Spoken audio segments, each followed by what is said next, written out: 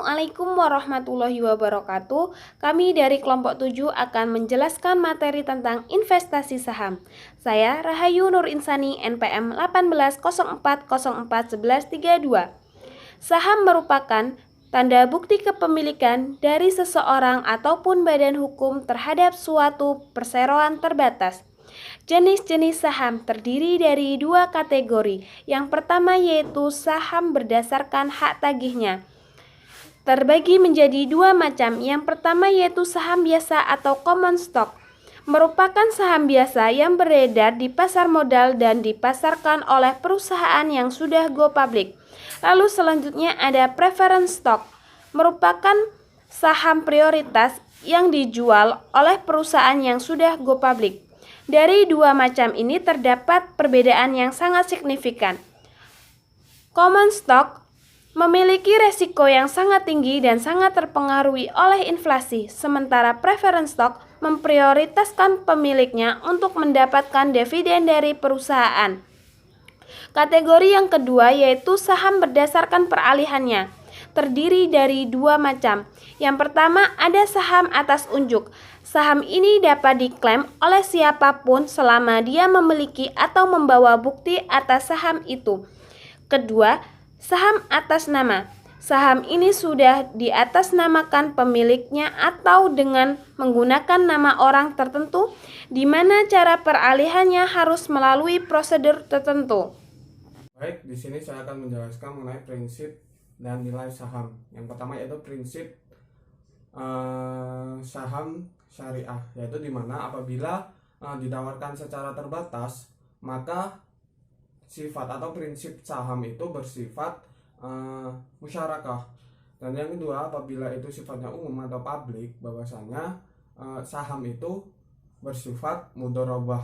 Kemudian yang ketiga itu tidak boleh ada pembeda saham karena resiko itu harus ditanggung oleh semua pihak. Resiko rugi, resiko ada hal-hal yang terjadi apabila pada saat melakukan penanaman saham itu, maka itulah tidak boleh ada pembeda saham. Yang keempat yaitu tentang prinsip bagi hasil atau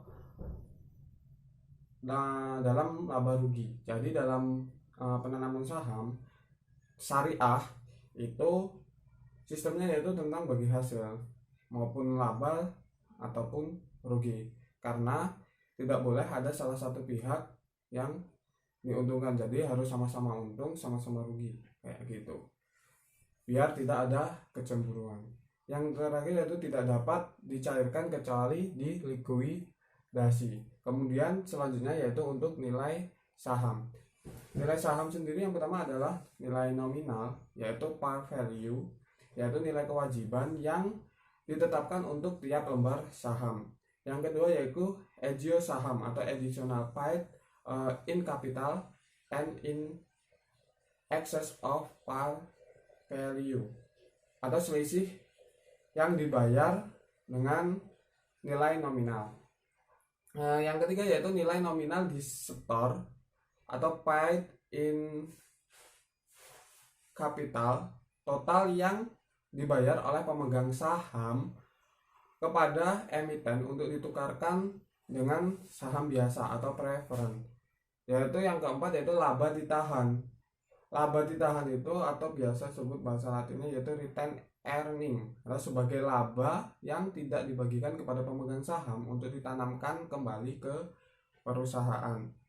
Yang kelima yaitu nilai buku, menunjukkan aktiva bersih yang dimiliki oleh pemegang saham dengan memiliki satu lembar saham. Biasanya menggunakan rumus dalam penghitungannya yaitu nilai buku per lembar sama dengan jumlah ekuitas dibagi dengan jumlah lembar saham yang beredar. Yang keenam yaitu nilai pasar, adalah harga yang ditentukan oleh pasar pada saat tertentu.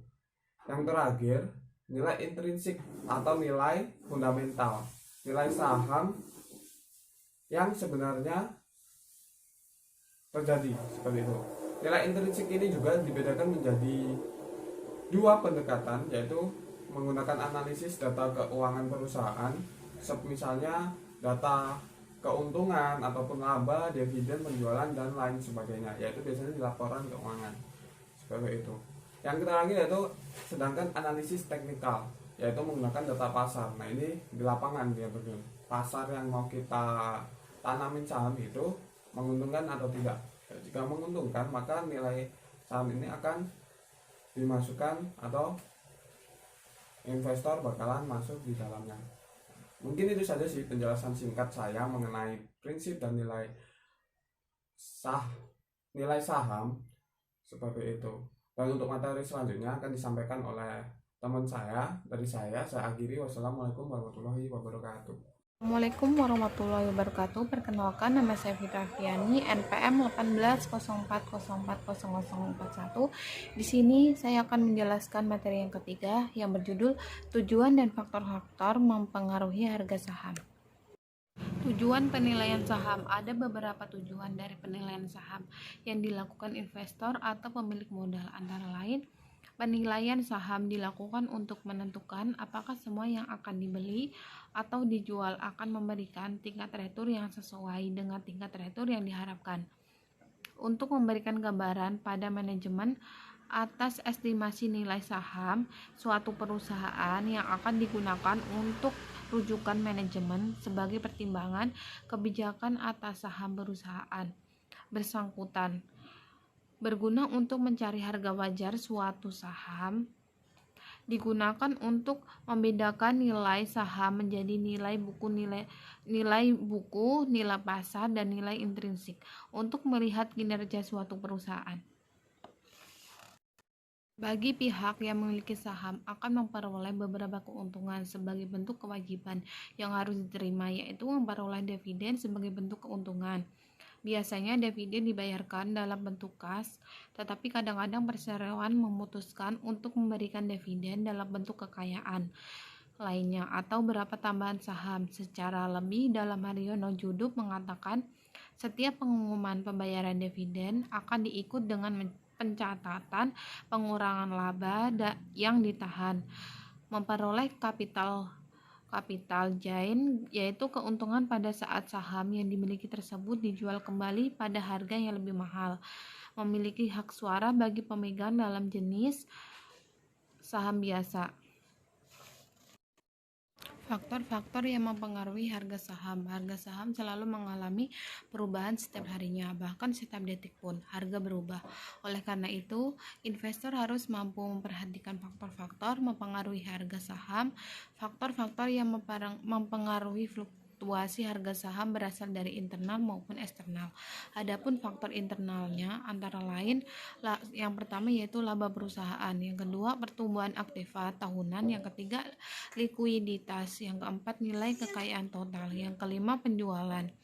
Sementara itu faktor eksternal adalah yang pertama kebijakan pemerintah dan dampaknya, yang kedua pergerakan suku bunga, yang ketiga fluktuasi nilai tukar mata uang, yang keempat rumor dan sentimen pasar, yang kelima penggabungan usaha. Di sini saya akan menyampaikan materi tentang hal yang menentukan saham naik dan turun. Ada 7 situasi dan kondisi yang menentukan suatu saham itu mengalami fluktuasi. Yang pertama, kondisi mikro dan makroekonomi. Kedua, kebijakan perusahaan dalam memutuskan untuk ekspansi atau perluasan usaha. Yang ketiga itu pergantian direksi secara tiba-tiba. Selanjutnya, adanya direksi atau pihak komisiaris perusahaan yang terlibat pada kasus tindak pidana dan kasusnya itu sudah masuk ke dalam pengadilan. Yang kelima itu kinerja perusahaan yang terus mengalami penurunan dalam setiap waktunya. Yang keenam ada resiko sistematis, yaitu suatu bentuk resiko yang terjadi secara menyeluruh dan telah ikut menyebabkan perusahaan ikut terlibat. Dan yang terakhir itu ada efek dari psikologi pasar yang ternyata mampu menekankan kondisi teknik jual beli saham. Adapun alasan perusahaan itu menjual sahamnya Yang pertama, kebutuhan dana dalam jumlah yang besar dan pihak perbankan itu tidak mampu untuk memberikan pinjaman karena berbagai alasan, contohnya itu seperti tingginya resiko yang akan dialami jika terjadi kemacetan.